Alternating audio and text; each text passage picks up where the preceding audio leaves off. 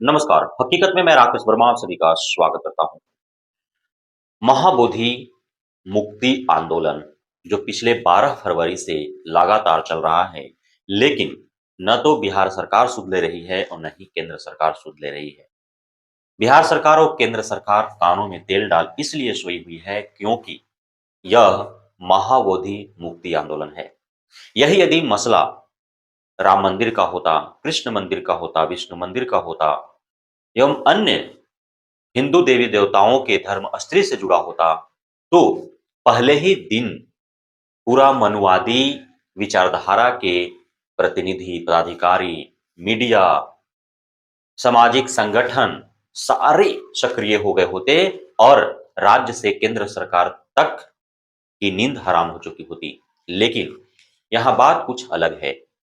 यह बात यह है कि मनुवादी गैंग के द्वारा ही महाबोधि विहार के ऊपर अवैध कब्जा जमा लिया गया है और महाबोधि विहार के प्रति आस्था रखने वाले महात्मा बुद्ध के अनुयायी, प्रचार प्रसार करने वाले महाबुद्ध की विचारधारा को, महाबुद्ध के दर्शनार्थी जो हैं, वे लगातार विश्व का सबसे बड़ा ऐतिहासिक धरोहर महाबुद्ध से जुड़ा हुआ धरोहर बोध गया में अवस्थित जो महाबोधि विहार है, महाबोधि मंदिर है, वहां आते हैं और वे करोड़ रुपए का चढ़ावा चढ़ाते हैं, जिसके ऊपर गिद्ध की भांति नजरें जमाए बैठे हैं मनुवादी गैंग या यूं कहें कि ब्राह्मण समाज। अब ब्राह्मणों का महाबोधि विहार पर से अवैध कब्जा हटाया जाए, इसे लेकर के पिछले 20-25 दिनों से लगातार बौद्धिस्टों के द्वारा आंदोलन चलाए जा रहे हैं। इस आंदोलन का नाम है महाबोधि मुक्ति आंदोलन, बोधगया मुक्ति आंदोलन। महाबोधि विहार को ब्राह्मणों से मुक्त करो के नारा के साथ वे लगातार आंदोलनरत हैं, आमरण अनशन पर बैठे हैं, भूख हड़ताल किए हुए हैं। बोधगया प्रशासन के द्वारा लगातार इन्हें टॉर्चर किया जा रहा है, यहां से हटाकर वहां भगाया जा रहा है, तो इनको गिरफ्तारी की जा रही है, इन्हें ही अवैध बताया जा रहा है और बिना इजाजत के आंदोलन करने के जुर्म में इन्हें गिरफ्तार करने की लगातार धमकियां दी जा रही है। अब इस पूरे आंदोलन का समर्थन भारत के कोने कोने से मिलने लगा है। क्या उत्तर, क्या दक्षिण, क्या पूर्व, क्या पश्चिम, क्या मध्य भारत, हर जगह से महाबोधि मुक्ति आंदोलन का समर्थन मिल रहा है। और साथ ही अब जो यह आंदोलन है, चूंकि फजीहत खुद बिहार सरकार और केंद्र सरकार बटोर रही है, बौद्धिस्टों का साफ साफ कहना था कि इसे हम अंतर्राष्ट्रीय पटल पर नहीं ले जाना चाहते हैं। हम बिहार और अपने देश भारत के छवि को, इसकी प्रतिष्ठा को हनन नहीं करना चाहते हैं। लेकिन जब बिहार सरकार और केंद्र सरकार कानों में तेल डाल गहरी नींद में सोई है, हमारा कोई सुध नहीं लेने वाला है, तो हम तो मरते दम तक आंदोलन करेंगे ही। और यदि अत्यधिक दिनों तक यह आंदोलन होता रहे, यदि यह आंदोलन विकराल रूप धारण कर ले, तो चूंकि 1 दर्जन से भी अत्यधिक देशों में महात्मा बुद्ध के अनुयायी हैं, पूरे विश्व भर में लगभग 800 करोड़ बौद्धिस्ट रहने वाले हैं, बौद्ध के फॉलोअर हैं, महात्मा बुद्ध के अनुयायी हैं, तो विश्व के कोने कोने से फिर महाबोधि मुक्ति आंदोलन का सुर गूंजना प्रारंभ हो जाएगा। तो अवश्यंभावी है कि बिहार सरकार का, केंद्र सरकार का, बिहार प्रदेश का, भारत का छवि जो है वह कहीं ना कहीं विश्व पटल पर धूमिल होगा ही होगा। और यही हालात जो है उत्पन्न हो गया है। इसी बीच कूद पड़े हैं नगीना सांसद चंद्रशेखर आजाद रावण।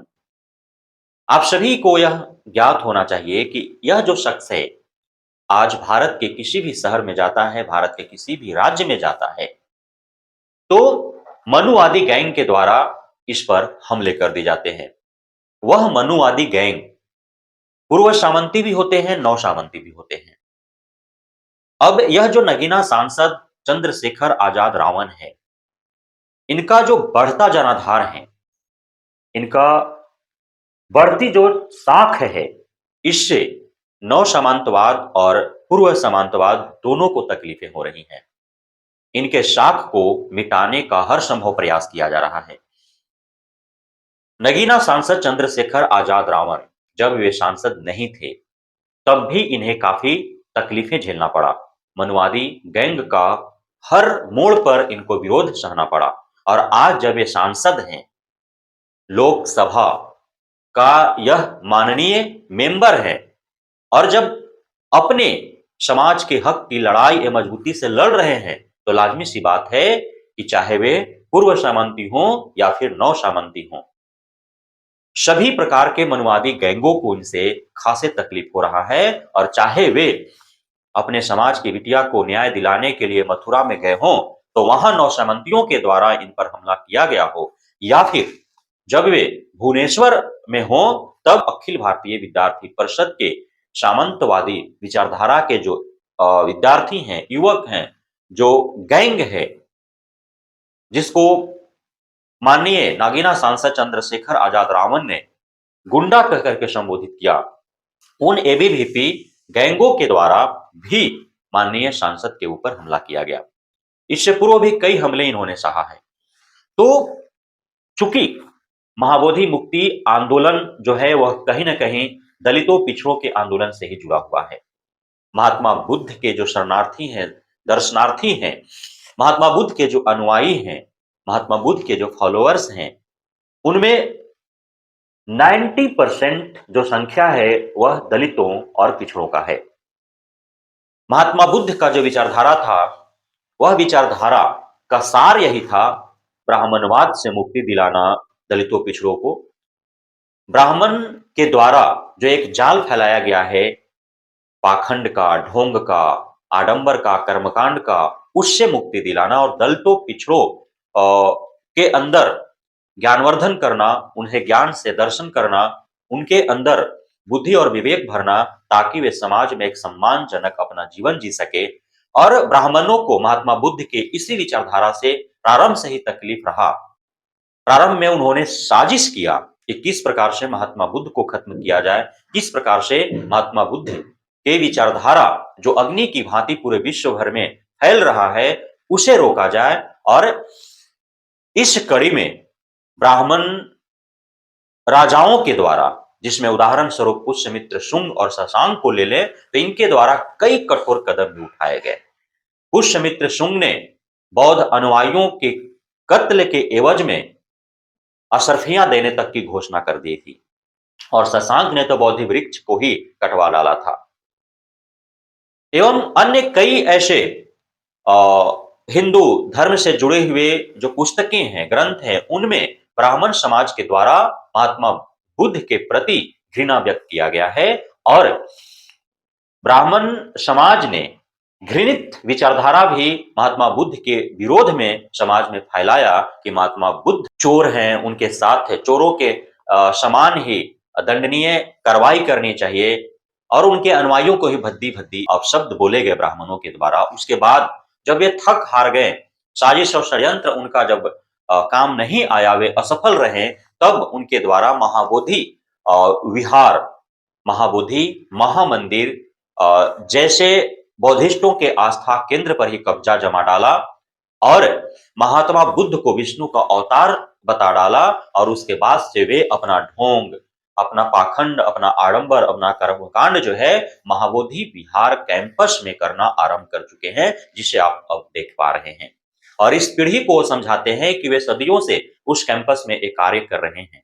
पीढ़ी दर पीढ़ी उनका ये जो श्राद्ध का कार्य है, पिंडदान का कार्य है, वहां पे जो शिवलिंग है, महादेव हैं, गणेश हैं, जो वहां पे श्री राम का मूर्ति है, वहां पे जो पांडु हैं, वे सदियों से वहां हैं, जिनकी वे पूजा अर्चना कर रहे हैं, जो कहीं भी ऐतिहासिक रूप से साक्ष्य नहीं हो पाता है, जिसे बौद्धिस्टों के द्वारा सिरे से नकारा जाता रहा है।